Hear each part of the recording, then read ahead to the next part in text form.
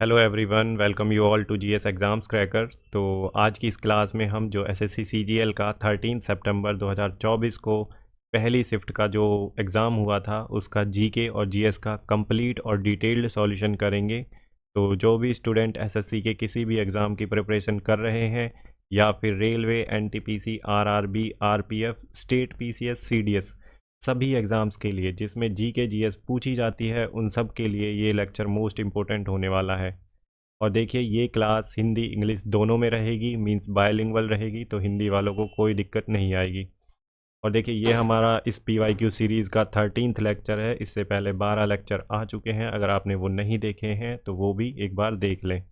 और देखो भाई, अगर आपने इस पीवाईक्यू सीरीज़ को अच्छे से फॉलो कर लिया तो आपका जीएस का स्कोर काफ़ी इम्प्रूव हो जाएगा। हम जीएस के क्वेश्चंस इतना प्रैक्टिस करेंगे, इतना अच्छे से प्रैक्टिस करेंगे कि सारी चीज़ें हमें यहीं याद हो जाएंगी। क्लास को आप 2 बार देख लें कम से कम। जिनके पास टाइम कम है वो 1.5 की स्पीड पे देख सकते हैं। और अगर आपने चैनल को सब्सक्राइब नहीं किया है तो चैनल को सब्सक्राइब कर लें, ताकि जो हमारी आने वाली जो लेक्चर्स हैं, क्लासेस हैं इस पीवाईक्यू सीरीज़ की, उनका नोटिफिकेशन आपको तुरंत मिल जाए। तो चलिए स्टार्ट करते हैं, देखते हैं अपना पहला question.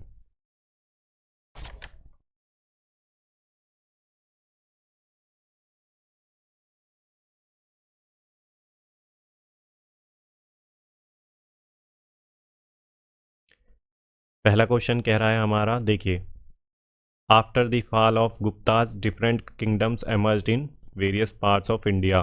Among them, the Mukharis emerged in which part of the following areas? Gupta's थे, उनके पतन के बाद भारत के विभिन्न हिस्सों में अलग अलग राज्यों का उदय हुआ। उनमें से मुखारी निम्नलिखित में से किस क्षेत्र में उभरे? तो मुखारीज के बारे में पूछ रहा है कि मुखारीज जो डायनेस्टी थी वो किस क्षेत्र में उभरी थी। तो आप एक बार सोचिए थोड़ा सा, आपको थोड़ा सा पता है। देखिए, थानेसर नहीं, ये नॉर्थ इंडिया में था। तो गुप्ताज के बाद आए थे थानेसर में जिसने राज किया था। तो आपको देखना है एक बार। कुन्नूर, इनके बारे में थोड़ा कम सुना है। वल्लभी और कन्नौज, इसमें से हो सकता है। तो देखिए, जो इसका आंसर है वो है कन्नौज। तो मुखारीज ने कहाँ पे राज किया था? तो वो था कन्नौज, कन्नौज वाले एरिया में किया था। ठीक है, आपने थोड़ा बहुत हिस्ट्री पढ़ी है, एंशियंट इंडिया, तो आप इस क्वेश्चन को कर ले जाएंगे। ठीक है, एलिमिनेट भी कर देंगे इस वाले को, तो आप वैसे ही एलिमिनेट कर देंगे। तो ये तीन, ये थोड़ा कम सुना है इसमें, और इसमें कन्फ्यूजन आएगा आपको। ठीक है, तो आप यहाँ पे कर सकते हैं इस वाले को। तो अब देख लेते हैं थोड़ा दूसरों के बारे में, ऑप्शंस के बारे में। देखिए, वल्लभी, वल्लभी पे रूल किया था मैत्रकाज ने। तो ये क्वेश्चन इससे पहली वाली शिफ्ट में आ चुका है, पूछा जा चुका है, तो ये इम्पोर्टेंट है। वल्लभी पे किसने किया था? मैत्रकाज ने। और थानेसर पर किस डायनेस्टी ने रूल किया था? तो वो थे पुष्यभूति। पुष्यभूति डायनेस्टी के ही थे हर्षवर्धन। ठीक है, तो ये याद रखना है। थानेसर में, नॉर्थ इंडिया में थी ये, थानेसर में, तो पुष्यभूति ने यहाँ पे रूल किया था। और वल्लभी का आपको याद रखना है, ये पूछा जा चुका है, इम्पोर्टेंट है। ठीक है, मैत्रकाज। तो नेक्स्ट क्वेश्चन देख लेते हैं अपना, question number second. Which of the following nations won the ICC world test championship defeating India in 2023 2023? निम्नलिखित में से किस देश ने 2023 में भारत को हराकर आईसीसी विश्व टेस्ट चैंपियनशिप जीती? तो कौन से देश ने जीती थी 2023 में भारत को हराकर? तो ये था Australia. Option 2 is the right answer. तो ऑस्ट्रेलिया ने जीती थी आईसीसी विश्व टेस्ट चैंपियनशिप 2023, और किसको हराया था? भारत को। तो नेक्स्ट क्वेश्चन देख लेते हैं अपना, question number third.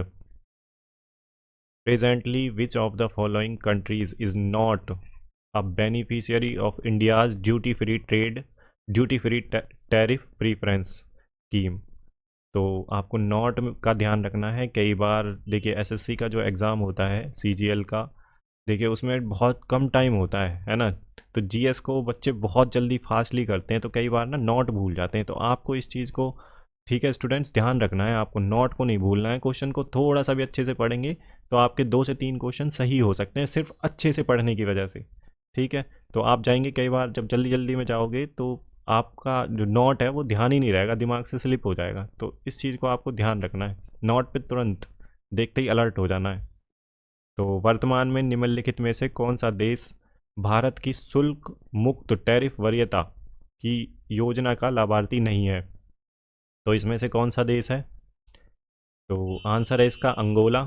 Option 4 is the right answer.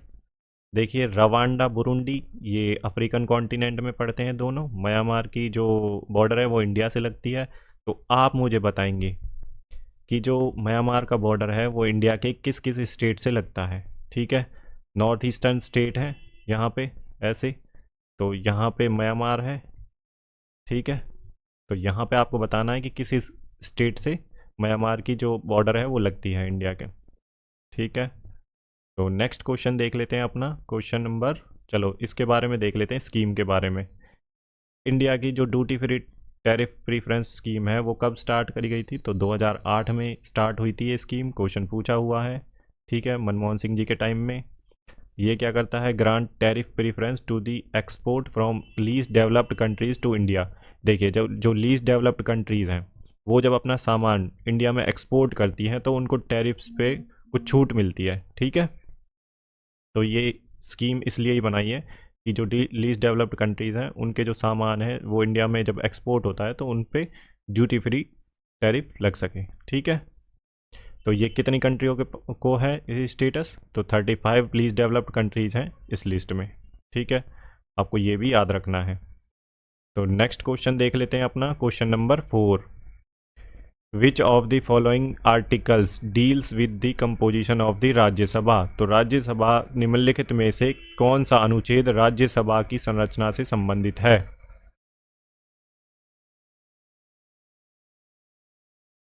तो ये इसका आंसर देखते हैं हम। बताइए अगर आपने थोड़ा बहुत आर्टिकल पढ़े हैं तो किस आर्टिकल में है राज्यसभा, बताइए।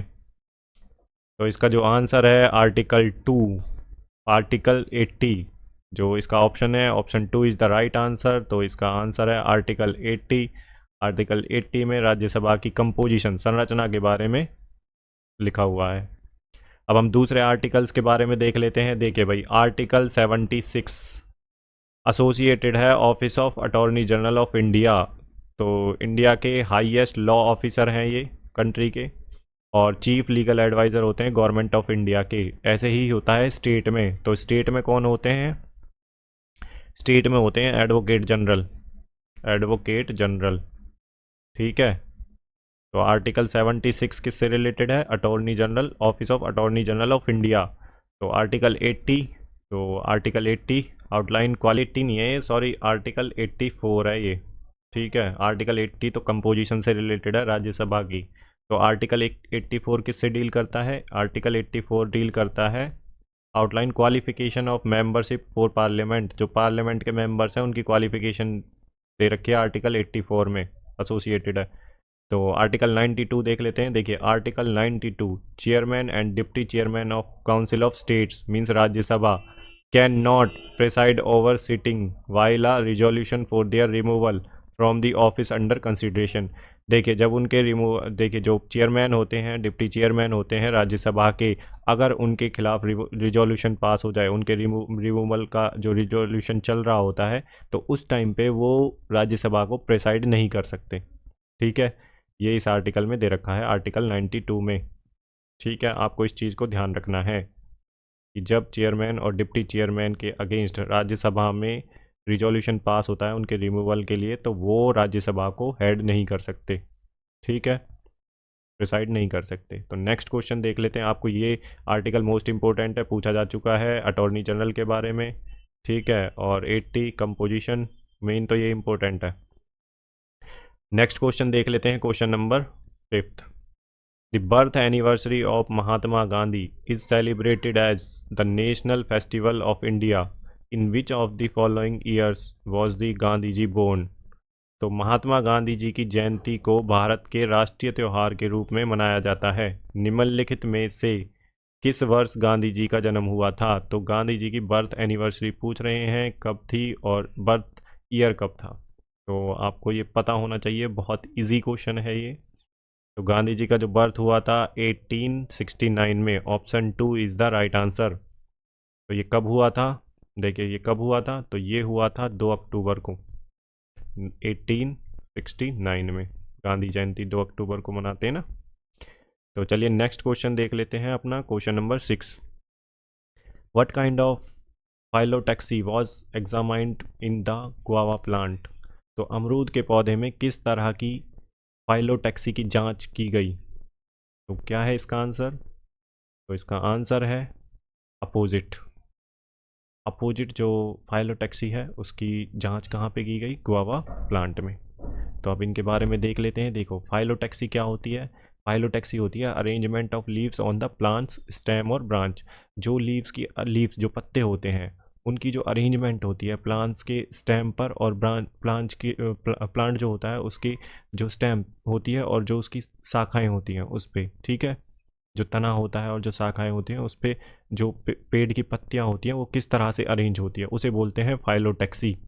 ये ग्रीक वर्ड है फाइलन, मीन्स लीफ। देखिए ग्रीक वर्ड है, फाइलन का मतलब होता है लीफ और टैक्सिस का मतलब होता है ऑर्डर, किस ऑर्डर में है। अब देखिए जो ये होती है अल्टरनेट, इसमें क्या होता है कि पत्ती ना सिर्फ एक ही साइड लगेगी, ठीक है, और जो क्या नाम है अपोजिट में क्या होती हैं, विपरीत में दोनों साइड लगेंगी, ऐसे ऐसे ऐसे। अब जो वर्ल्ड होती है, वर्ल्ड में क्या होती है, इसमें पत्ती एक ही साथ कई सारी पत्तियां लगेंगी, ठीक है। तो ये अरेंजमेंट पूछ रखा है पत्तियों का, तो आपको ध्यान रखना है कि जो गवावा में होती है किस तरह की फाइलोटैक्सी होती है, तो वो होती है अपोजिट फाइलोटैक्सी, ठीक है। चलिए नेक्स्ट क्वेश्चन देख ले। फाइलोटैक्सी के बारे में आपको ध्यान रखना है, कई बार सीधा पूछ लेगा। नेक्स्ट क्वेश्चन देख लेते हैं अपना, question number 7। The Nandi award for best male playback singer was instituted by which state in the year 1977 में। तो सर्वश्रेष्ठ पुरुष पार्थ गायक के लिए नंदी पुरस्कार किस राज्य द्वारा वर्ष 1977 में स्थापित किया गया था। तो इसका आंसर है आंध्र प्रदेश। तो option 2 is the right answer, ठीक है भाई। नेक्स्ट क्वेश्चन देख लेते हैं, फैक्चुअल क्वेश्चन है वो। Question number 8। Indian Olympic association was established in which of the following year। देखिए भारतीय ओलंपिक संघ की स्थापना निम्नलिखित में से किस वर्ष में हुई थी। तो आपको बताना है कि किस वर्ष में इंडियन ओलंपिक एसोसिएशन एस्टेब्लिश्ड हुआ था। तो इसका जो आंसर है 1927 में। Option 1 is the right answer. अब देख लेते हैं जो पहले प्रेसिडेंट थे इसके इंडियन ओलंपिक एसोसिएशन के, तो ये थे सर दोराबजी टाटा, और अभी कौन है, PT Usha Indian Olympic association की प्रेसिडेंट है अभी फ़िलहाल में, जो करंट में है नाउ। नेक्स्ट क्वेश्चन देख लेते हैं अपना, question number 9। Which of the following is a public sector industry. तो पब्लिक सेक्टर इंडस्ट्री के बारे में पूछा है, निम्नलिखित में से कौन सा सार्वजनिक क्षेत्र का उद्योग है। तो आप बताइए भाई, आपको अगर थोड़ी बहुत भी नॉलेज है तो इस क्वेश्चन को आप बड़े आराम से कर लेंगे। टाटा प्राइवेट है, अडानी प्राइवेट है, रिलायंस भी प्राइवेट है, तो एक ही बची है हमारे पास भेल, तो यही है पब्लिक सेक्टर इंडस्ट्री, ठीक है। भारत हैवी इलेक्ट्रॉनिक लिमिटेड है इसकी full form, Bharat heavy heavy electronics limited, ठीक है। पिछले सेट में भी पूछा जा चुका है ये, एक सेट में कौन सा था, SSCGL के पब्लिक सेक्टर इंडस्ट्रीज़। तो इसका option 1 is the right answer. तो अब पब्लिक सेक्टर इंडस्ट्रीज़ कौन सी होती हैं, जहाँ पे गवर्नमेंट का, जो गवर्नमेंट उसे ऑन करती है और कंट्रोल करती है, फुली भी कर सकती है और पार्सली भी कर सकती है, जहाँ पे गवर्नमेंट का जो मेजोरिटी स्टेक होल्डर रहता है वो गवर्नमेंट रहती है, ठीक है। गवर्नमेंट ही उसे ऑन करती है और कंट्रोल भी गवर्नमेंट ही करती है। भेल हो गई जैसे ही, और जैसे कि IOCL हो गई, तो ये सारी पब्लिक सेक्टर इंडस्ट्री हैं जहाँ पे गवर्नमेंट का जो स्टेक होल्डर है, गवर्नमेंट वहाँ पे मेजॉरिटी में होती है और गवर्नमेंट ही ओन और कंट्रोल करती है। तो नेक्स्ट क्वेश्चन देख लेते हैं अपना, question number 10। Which of the following is not a device of parliamentary proceedings. तो कौन सा इनमें से पार्लियामेंट्री प्रोसीडिंग्स का डिवाइस नहीं है, निम्नलिखित में से कौन संसदीय कार्यवाही का एक उपकरण नहीं है। तो नोट पे ध्यान देना है आपको, तो बताइए आप, सोचिए एक बार। प्रोसीडिंग्स पूछ रहा है, पार्लियामेंट्री प्रोसीडिंग्स का कौन सा पार्ट नहीं है। तो फुल डे डिस्कशन जो होता है वो प्रोसीडिंग्स में थोड़ी ना आता है, पार्लियामेंट के प्रोसीडिंग्स में। अब हम इनमें से देख लेते हैं, इसका आंसर है option 4 is the right answer, full day discussion. अब देख लेते हैं, देखो 2 आवर जो डिस्कशन होता है ये मैटर होता है अर्जेंट पब्लिक इम्पोर्टेंस का, ठीक है। इसमें लिमिटेड टाइम होता है डिस्कशन के लिए, 2 आवर केवल, ठीक है। Speaker can allot 2 days in a week for such discussion. देखिए जो 2 आवर का डिस्कशन होता है, 2 आवर शॉर्ट डिस्कशन, इसमें स्पीकर 2 दिन अलॉट करता है वीक में इसके डिस्कशन के लिए, और ये अर्जेंट पब्लिक इम्पोर्टेंस है। 0 आवर क्या होता है कि MP can raise important issue that need immediate government attention. इसे MP जो है इसमें क्या करता है, इस इशू को, जो इशू है इसे रेज करता है और इस इमीडिएट गवर्नमेंट अटेंशन के लिए, ठीक है। तो 0 आवर देखिए takes place immediately after the question hour. जो क्वेश्चन आवर होता है उसके तुरंत बाद 0 आवर होता है, और ये भी इम्पोर्टेंट इशू रेज करने के लिए होता है, और इसे जो मेंबर ऑफ पार्लियामेंट है वो इशू करता है, ठीक है। MP must give speaker the chairman notice before 10 AM Indian innovation. मतलब सुबह सुबह ही जो चेयरमैन के लिए नोटिस दिया जाएगा, नोटिस देता है जो मेंबर ऑफ पार्लियामेंट है इसके लिए, ठीक है। 0 आवर डिस्कशन के लिए। हाफ एन आवर में क्या होता है, discussing a matter of public importance. इसमें भी पब्लिक इंपॉर्टेंस का जो मैटर होता है वो डिस्कस किया जाता है। Member must give written notice 3 days in advance. तो चेयरमैन या फिर जो स्पीकर हैं उनके लिए एडवांस में नोटिस दिया जाएगा 3 दिन पहले, और इसका सेशन 3 दिन ही होता है, मंडे, वेडनेसडे और फ्राइडे। स्पीकर डिसाइड कर सकते हैं, ठीक है। तो ये हमने तीनों के बारे में देख लिया है।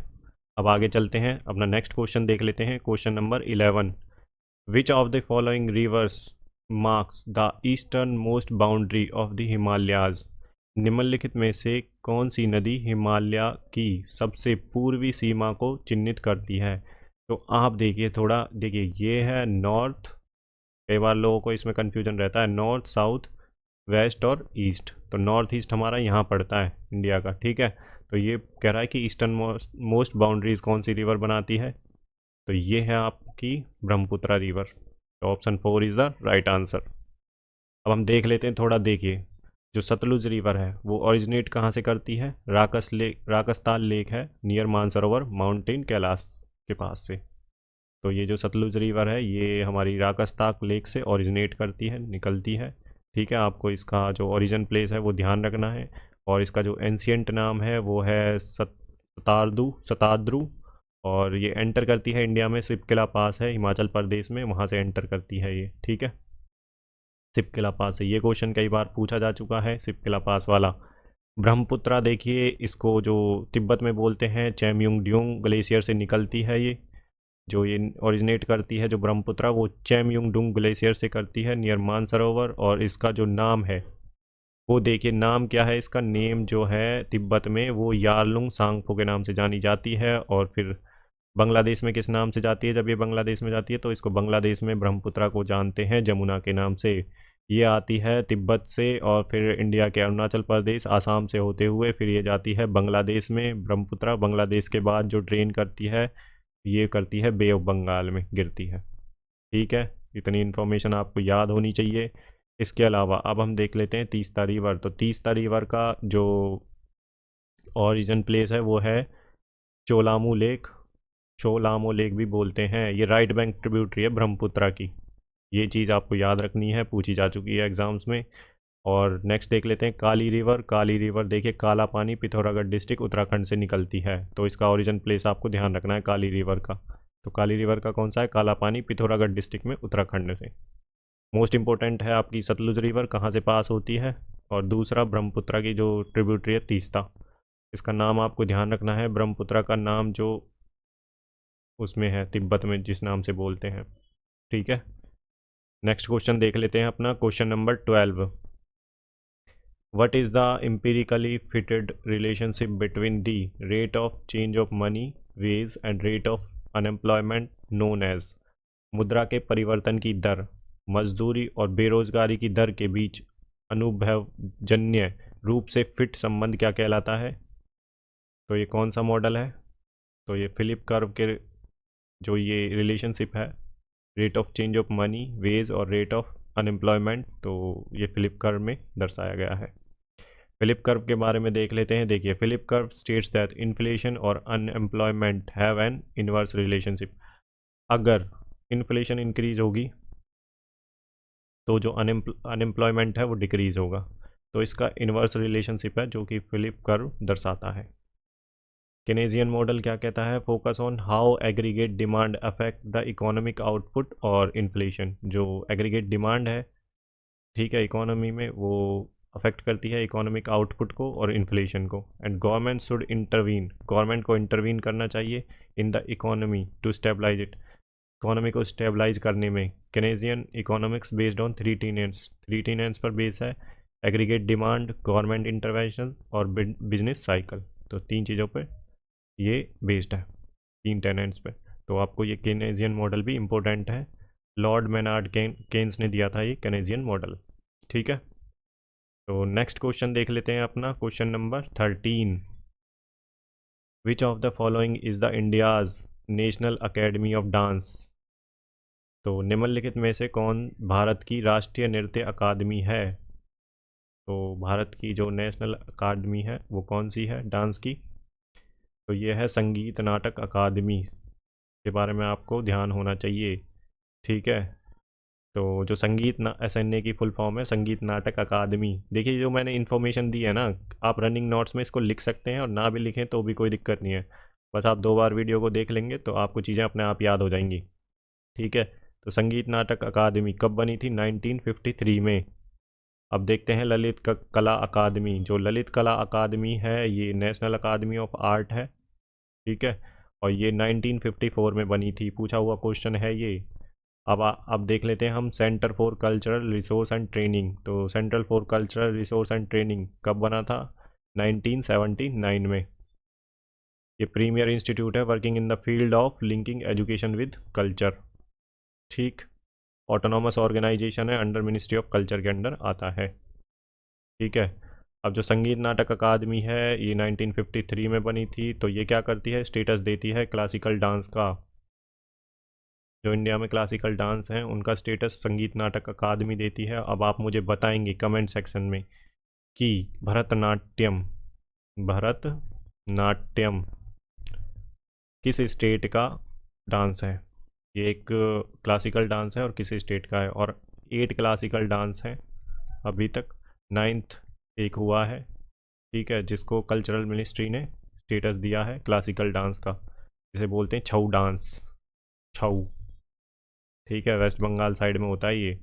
तो आप मुझे एक तो बताएंगे कि 8 जो क्लासिकल डांस हैं वो कौन कौन से हैं और भरतनाट्यम किस स्टेट का है, ठीक है भाई।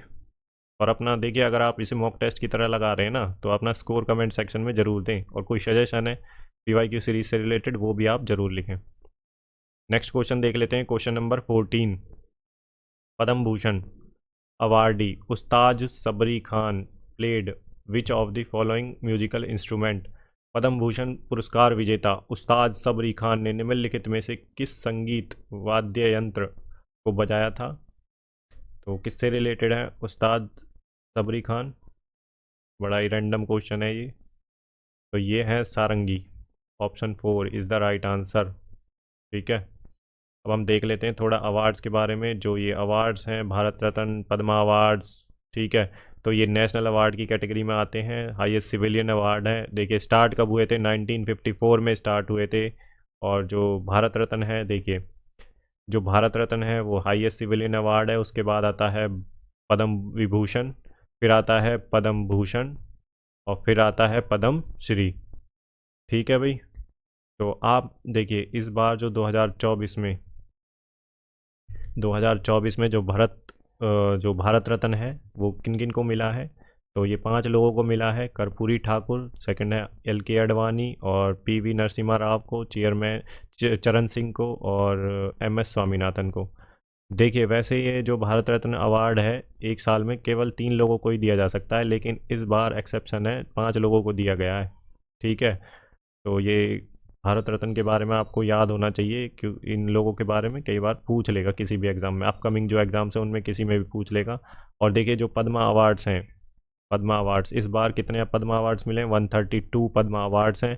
पद्म विभूषण जो मिले हैं, पद्म विभूषण 5 मिले हैं। पद्म भूषण जो मिले हैं वो 17 हैं, और जो पद्म श्री हैं वो आपको 110 पद्म श्री मिले हैं, तो टोटल हो गए 132। ठीक है, तो नेक्स्ट क्वेश्चन देख लेते हैं। हमने देख लिया पद्मा अवार्ड्स के बारे में। अब अपना नेक्स्ट क्वेश्चन देख लेते हैं, question number 15। Transition elements are the elements that are found in the group 3 to 12 of the modern periodic table that constitute the. संक्रमण तत्व वे तत्व हैं जो आधुनिक आवर्त सारणी के समूह 3 से 12 में पाए जाते हैं, जो का गठन करते हैं। तो किस में है? 3 से बाहर है जो एलिमेंट्स हैं, ग्रुप 3 से बाहर का जो एलिमेंट का ग्रुप है वो किस ग्रुप के ब्लॉक में आते हैं? तो वो आते हैं आपके D block element, D block group में। ठीक है, एस ब्लॉक में दो होते हैं, जो होते हैं एस ब्लॉक के एलिमेंट ग्रुप 1 और ग्रुप 2 के होते हैं। अल्कली अर्थ मेटल्स होते हैं ये, और अल्कलाइन अर्थ मेटल्स होते हैं जो एस ग्रुप के होते हैं, ग्रुप 1 और ग्रुप 2 के। पी ब्लॉक में जो होते हैं वो है 13 से 18। ठीक है, 13 to 18 होते हैं। नोबल गैस 18 जो ग्रुप के एलिमेंट हैं वो नोबल गैस में आते हैं। ठीक है, और डी ब्लॉक के एलिमेंट 3 से 12 हैं, और एफ ब्लॉक के लेंथेनॉइड्स और एक्टेनॉइड्स। ठीक है, तो हमने देख लिया इन सब के बारे में। अब चलते हैं अपने नेक्स्ट क्वेश्चन पे।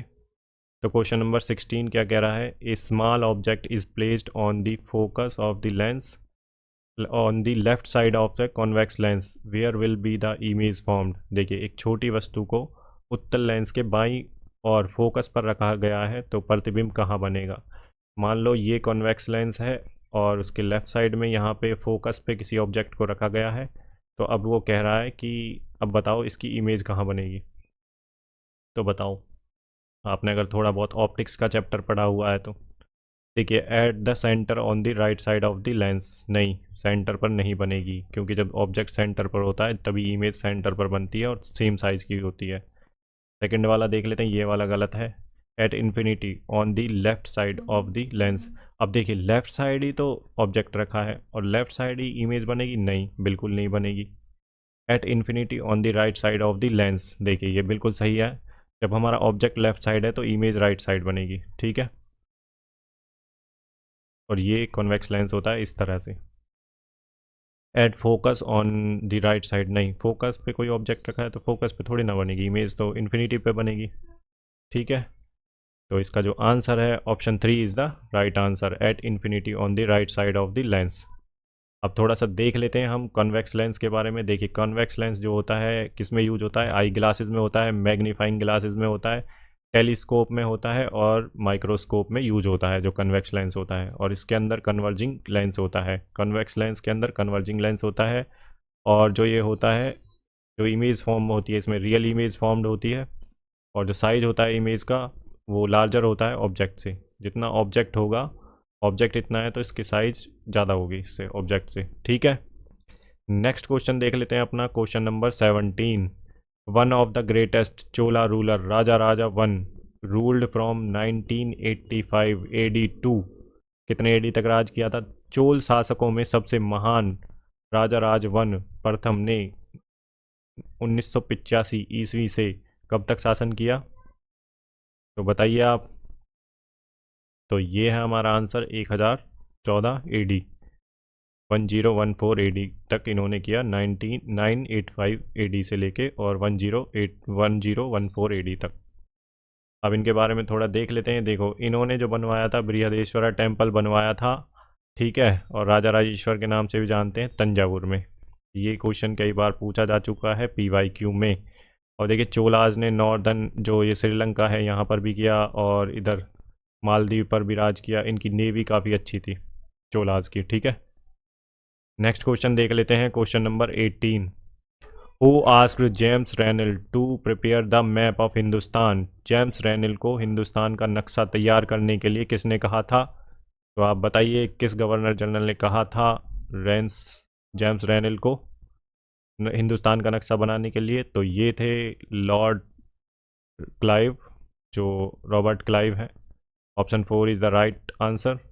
तो रॉबर्ट क्लाइव ने कहा था जेम्स रेनल को हिंदुस्तान का नक्शा बनाने के लिए। और ये कब बनाया था? 1782 में, 1782 में। आपको ये डेट भी याद रखनी है, नेक्स्ट एग्ज़ाम में ये पूछ सकता है। एसएससी के में तो क्वेश्चन रिपीट ही होगा, आप इसी क्वेश्चन को याद ही कर लें। नेक्स्ट क्वेश्चन देख लेते हैं, क्वेश्चन नंबर 19।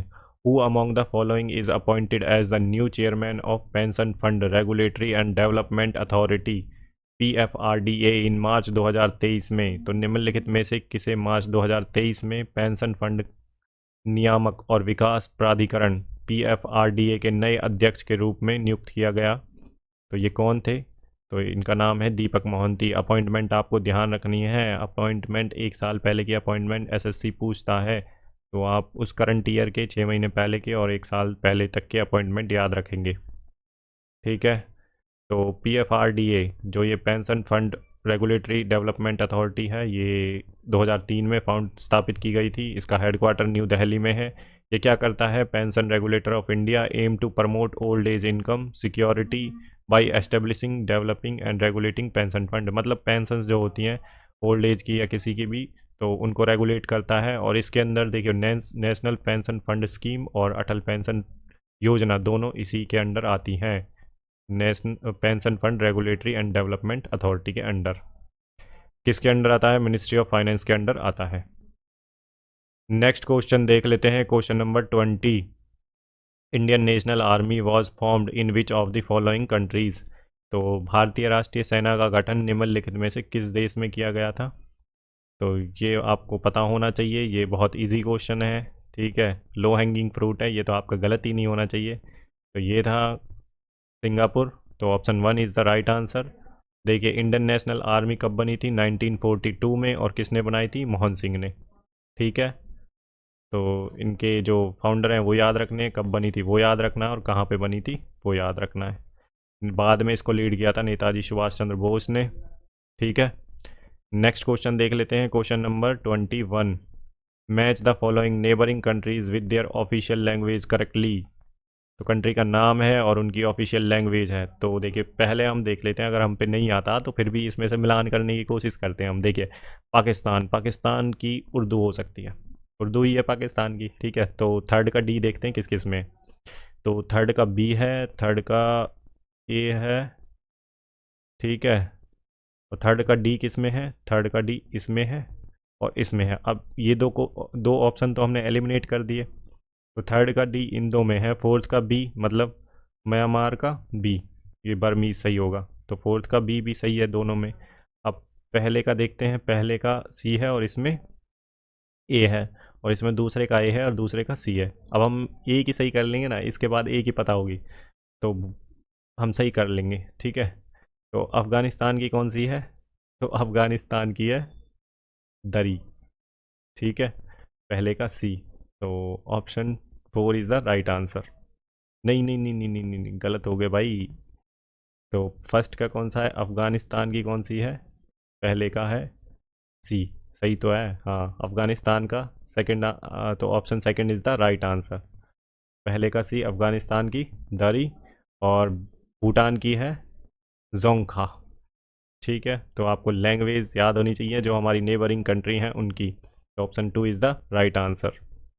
ठीक है, फोर्थ नहीं है इसका, सेकंड है। तो ऑप्शन सेकंड है वो राइट है। पहले का सी है, दूसरे का ए है, और थर्ड का डी है, और फोर्थ का दो तो आप बहुत आराम से कर लेंगे, पाकिस्तान और म्यांमार। इन दो में कन्फ्यूजन आएगा आपको। ठीक है, तो अब भाई अगर नहीं आता है तो 50-50 में मार के आ जाइए आप। ठीक है, बट सही होने के चांसेस ज़्यादा रहते हैं, कम से कम हमने दो तो एलिमिनेट कर ही लिए, है ना। तो दो बचे, दो में से अब भाई आपकी किस्मत है। Question number 22। Which article is the fundamental duty applies when a construction worker takes his 8 year son to the site rather than sending him to a school? मौलिक कर्तव्य में कौन सा अनुच्छेद लागू होगा जब एक निर्माण श्रमिक अपने 8 साल के बेटे को स्कूल भेजने के बजाय साइट पर लेके जाता है? तो कौन सा आर्टिकल अप्लाई होगा तब? ठीक है, तो इसका आंसर है आर्टिकल 51 के, 51A के। Option second is the right answer. तो इसमें क्या है, ये आर्टिकल कह रहा है कि parents and guardians must provide educational opportunities. Parents हो या गार्जियन हो, उन्हें एजुकेशनल अपॉर्चुनिटीज़ प्रोवाइड करनी होंगी for their children between the age 6 से और 14 साल तक के बीच में जो बच्चे हैं। ठीक है, तो जो हमारी फंडामेंटल ड्यूटीज़ हैं ओरिजिनल कॉन्स्टिट्यूशन में वो नहीं थी, वो ऐड करी गई थी। ऐड कब करी गई थी? 42nd कॉन्स्टिट्यूशन अमेंडमेंट एक्ट 1976 में। और कहाँ से ली गई हैं फंडामेंटल ड्यूटीज़? तो ये ली गई हैं यूएसएसआर से, ठीक है। और 11th फंडामेंटल ड्यूटी जो ऐड 11 टोटल 11 फंडामेंटल ड्यूटीज़ हैं टोटल, और 11th वाली जो ऐड करी गई थी 86th कॉन्स्टिट्यूशन अमेंडमेंट एक्ट 2002 में, एजुकेशन से रिलेटेड है ये वाली, ठीक है। तो ये हमने अपने फंडामेंटल ड्यूटीज़ के बारे में देख लिया। और यहाँ पे 42nd जो CAA कॉन्स्टिट्यूशन अमेंडमेंट एक्ट हुआ था 1976 में, इसमें पार्ट 4 ऐड किया गया था और उसके अंडर आर्टिकल 51A ऐड किया गया था। तो ये हमने कंप्लीट फंडामेंटल ड्यूटीज़ के बारे में देख लिया है, ठीक है। इससे बाहर क्वेश्चन नहीं आएगा आपसे। नेक्स्ट क्वेश्चन देख लेते हैं अब, question number 23। Exfoliation is a form of, exfoliation का एक रूप है। तो किसका रूप है ये? एक्सफोलिएशन किसकी वजह से होता है? तो ये है ऑप्शन 1, फिजिकल वेदरिंग की वजह से एक्सफोलिएशन होता है, ठीक है। इसमें क्या होता है फिजिकल वेदरिंग में? Natural process that breaks down और change the texture of rocks को ब्रेक डाउन कर देती है, या जो पत्थर होते हैं उनका टेक्सचर चेंज कर देती है, मिनरल्स का, सॉइल्स का, विदाउट केमिकली अल्टरिंग दैम। मतलब फिजिकली वेदरिंग का मतलब यही है कि सीधा रॉक्स को तोड़ देंगे या उनका जो टेक्सचर है लॉन्ग टाइम में वो चेंज हो जाएगा, ठीक है। अब कौन कौन से फैक्टर हैं उसके लिए? Temperature change, water, wind, root growth होगी, या ग्रोइंग एनिमल्स होते हैं जो धरती में रहते हैं, जो अपना घर धरती में बनाते हैं, वो एनिमल्स, ठीक है। केमिकल वेदरिंग केमिकल से जो होता है, बायोकेमिकल से जो होता है वो बायोकेमिकल वेदरिंग। मास वेस्टिंग मतलब बहुत ज़्यादा एक साथ मास वेस्टिंग होता है। नेक्स्ट क्वेश्चन देख लेते हैं, question number 24। Which bill passed by the parliament in July 2021 to help in the availability of working capital for the micro, small and medium enterprises sector. तो सूक्ष्म, लघु और मध्यम उद्योग क्षेत्र के लिए कार्यशील पूंजी की उपलब्धता में मदद करने के लिए जुलाई 2021 में संसद द्वारा कौन सा विधेयक पारित किया गया था? तो आपको बताना है कौन सा बिल पास किया गया था। तो ये है the factories regulation amendment bill 2021। Essential commodities का तो ये तो नहीं होगा यार, ये तो आप थोड़ी जनरल नॉलेज से भी निकाल सकते हैं। तो पहली वाली स्टेटमेंट तो आप वैसे भी, मिनरल्स लाज, ये भी नहीं होगा। तो फैक्ट्री से रिलेटेड है ना, MSME, बिजनेस से रिलेटेड है। तो आप थोड़ा सा, अगर आपको नहीं भी आता ना, तो थोड़ा अपने कॉमन सेंस से निकाल सकते हैं आप। इंसॉल्वेंसी, बैंकरप्सी नहीं। तो ये वर्किंग कैपिटल के लिए, अवेलेबिलिटी ऑफ वर्किंग कैपिटल तो किस में होगा? फैक्ट्री रेगुलेशन अमेंडमेंट बिल 2021 में। तो आप इसे थोड़ी सी कॉमन सेंस से भी निकाल सकते हैं। हर क्वेश्चन को याद करना जरूरी नहीं है, थोड़ा सा कॉमन सेंस भी लगा लो। अगर क्वेश्चन नहीं आता ना तो थोड़ा सा देख लो कि यार अवेलेबिलिटी ऑफ वर्किंग कैपिटल की बात कर रहा है, माइक्रो, स्मॉल, मीडियम एंटरप्राइजेज में। तो असेंशियल कमोडिटी से नहीं, मिनरल से नहीं, इंसॉल्वेंसी नहीं, तो यहाँ पे बात कर रहा है भाई हमें अवेलेबिलिटी के लिए वर्किंग कैपिटल। तो फैक्ट्रीज रेगुलेशन बिल 2021 इसका आंसर है। अब देख लेते हैं जो माइक्रो एंटरप्राइजेज होते हैं, इसमें इन्वेस्टमेंट लिमिट होती है 1 करोड़, लेस देन 1 करोड़, और जो टर्नओवर लिमिट होती है लेस देन 5 करोड़। और स्मॉल एंटरप्राइजेज किस में आता है? जिसमें इन्वेस्टमेंट लिमिट होती है 1 से 10 करोड़, और जो टर्नओवर लिमिट है वो होती है 1 से और 25 करोड़, लेस देन 25 करोड़। और जो मीडियम एंटरप्राइजेज होता है उसमें इन्वेस्टमेंट लिमिट होती है 10 से 50 करोड़, और जो टर्नओवर होता है 25 से और 250 करोड़ तक। तो ये मैंने आपको तीनों कंडीशन बता दी। ये यूपीएससी में क्वेश्चन पूछा था एक स्टेटमेंट में, ठीक है। तो इनका टर्नओवर आपको थोड़ा सा ध्यान रखना है। नेक्स्ट क्वेश्चन देख लेते हैं, question number 25। Identify the structural formula for magnesium hydroxide. तो मैग्नीशियम हाइड्रोक्साइड के संरचनात्मक सूत्र की पहचान करें। तो इसका जो आंसर है वो है आंसर जो ऑप्शन 4, MgOH2। तो ये इसका फॉर्मूला है मैग्नीशियम हाइड्रोक्साइड का। तो यहाँ पे हमारे जो कंप्लीट होते हैं पूरे 25 क्वेश्चन, जो शिफ्ट हमारी 13 सितंबर 2024 को पहली शिफ्ट का जो पेपर हुआ था, ठीक है। अभी आशा करता हूँ आपको वीडियो पसंद आई होगी, लेक्चर अच्छा लगा होगा। तो अगर लेक्चर अच्छा लगा है तो कमेंट सेक्शन में अपने रिव्यूज़ ज़रूर लिखें और अपने दोस्तों के साथ शेयर करें। और देखिए, चैनल को सब्सक्राइब नहीं किया तो चैनल को सब्सक्राइब कर लें, ताकि और जो फर्दर जो लेक्चर्स हैं इस PYQ सीरीज़ के, जिससे कि आपको बहुत बेनिफिट होने वाला है। इस बात की मैं गारंटी देता हूँ आपको। GS का आपका इतना रिवीजन हो जाएगा, PYQ का इतना रिवीजन हो जाएगा आपको, सारी चीज़ें याद हो जाएंगी, आपका जीएस का स्कोर बहुत इंप्रूव होगा। ठीक है, तो चलिए अपनी वीडियो को यहीं पे समाप्त करते हैं। मिलते हैं नेक्स्ट वीडियो में, तब तक के लिए अपना ख्याल रखिए। धन्यवाद। जय हिंद।